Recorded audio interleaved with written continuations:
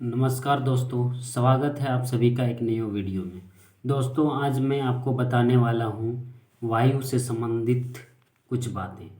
तो आइए सबसे पहले जानते हैं वायु प्रदूषण किसे कहते हैं। तो वायु प्रदूषण से पहले प्रदूषण को जान लेते हैं कि प्रदूषण किसे कहते हैं। तो प्रदूषण, ये सामने आपके स्क्रीन पर जो दिखाई दे रहा है क्वेश्चन कि प्रदूषण किसे कहते हैं। तो प्रदूषण वायु, जल, मिट्टी, वातावरण आदि दूषित होने को प्रदूषण कहते हैं।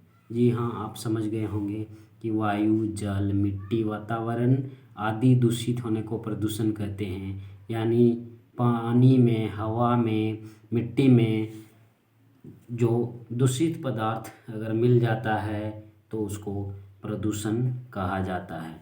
चलिए आगे बढ़ते हैं। आगे है कि प्रदूषण के प्रकार। प्रदूषण कितने प्रकार के हो सकते हैं। तो प्रदूषण में ये पहला है जल प्रदूषण, वायु प्रदूषण, मृदा प्रदूषण, ध्वनि प्रदूषण, रेडियोधर्मी प्रदूषण और भी बहुत सारे प्रदूषण हो सकते हैं।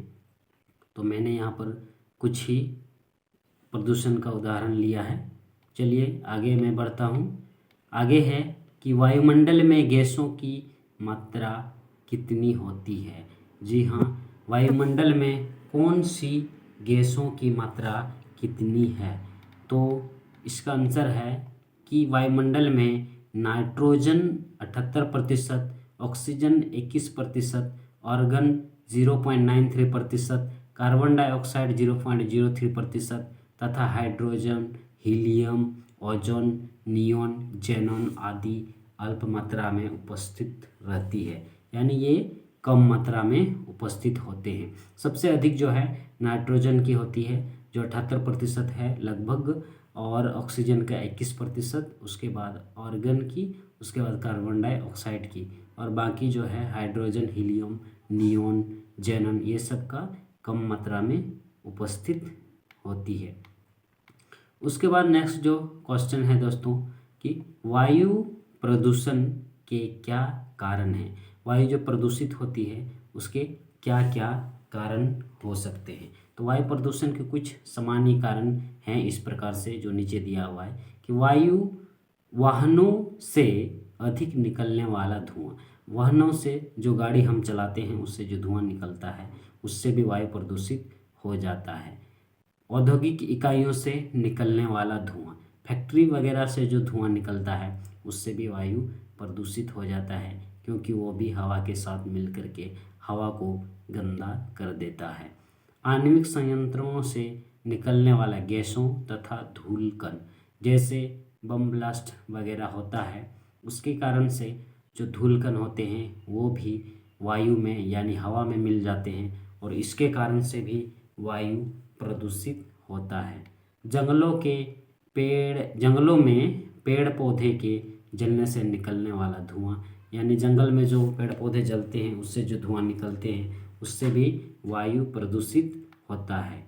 कोयले के जलने से तथा तेल शोधन कारखानों आदि से निकलने वाला धुआं और ज्वालामुखी विस्फोट से और वनों की अंधाधुंध कटाई से, यानी अगर पेड़ की लगातार कटाई होगी, अंधाधुंध कटाई होगी तो इससे ऑक्सीजन की मात्रा कम होगी और वायु में प्रदूषण बढ़ जाएगा। अब आइए आगे बढ़ते हैं। आगे है कि वायु प्रदूषण से होने वाली बीमारियां। ये बहुत ही इंपॉर्टेंट क्वेश्चन है, ध्यान दीजिएगा कि वायु प्रदूषण से कौन सी बीमारी हो सकती है। तो वायु प्रदूषण से कुछ बीमारियों के नाम नीचे दिए हुए हैं, इस प्रकार से हो सकता है। हृदय रोग, फेफड़े के कैंसर, जुकाम, सांस लेने में तकलीफ, आँख में जलन, खांसी, टीबी, अस्थमा आदि। चलिए आगे बढ़ते हैं। वायु प्रदूषण को कम करने के लिए उपाय क्या है, यानी वायु प्रदूषण को कैसे कम किया जा सकता है। तो कुछ उपाय इस प्रकार से नीचे दिए हुए हैं कि कम दूरी के लिए वाहनों का प्रयोग न करके, यानी कम दूरी जाने के लिए हम अपना वाहनों का प्रयोग नहीं करेंगे, पैदल के द्वारा ही चलें और नहीं तो जो सरकारी बसें चलती है उसका ही, सार्वजनिक बसों का ही प्रयोग करें। डीजल और पेट्रोलियम के स्थान पर एलपीजी और सीएनजी जैसे ईंधनों का उपयोग करके, क्योंकि इस गैस से धुआं बहुत कम निकलती है। वायु प्रदूषण से होने वाली बीमारियां, इसके बारे में तो मैंने बता दिया अभी जस्ट आपको।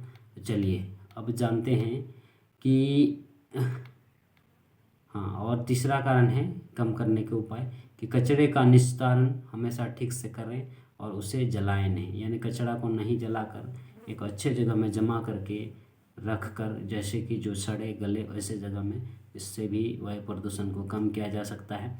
बड़ी संख्या में पेड़ पौधे लगाकर, यानी पेड़ पौधे से अधिक लगाकर भी वायु प्रदूषण को कम किया जा सकता है।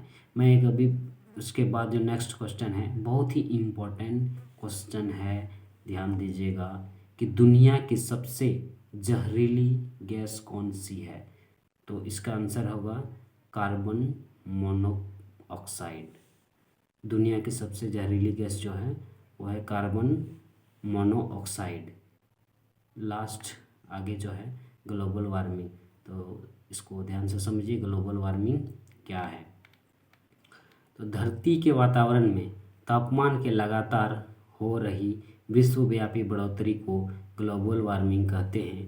दूसरे शब्दों में हम कह सकते हैं, जब वायुमंडल में कार्बन डाइऑक्साइड की मात्रा बढ़ जाता है तो वायुमंडल के तापमान में बढ़ोतरी हो जाती है, इसे ही ग्लोबल वार्मिंग कहा जाता है। तो मैं उम्मीद करता हूँ कि आपको हमारी वीडियो अच्छी लगी होगी। अगर आपको हमारी वीडियो अच्छी लगी हो तो अगला वीडियो को देखने के लिए हमारे चैनल को सब्सक्राइब करके रखें और बेल आइकन को भी प्रेस करें और कमेंट में बताएं कि आपको हमारा वीडियो कैसा लगता है। चलिए धन्यवाद, आज के लिए इतना ही।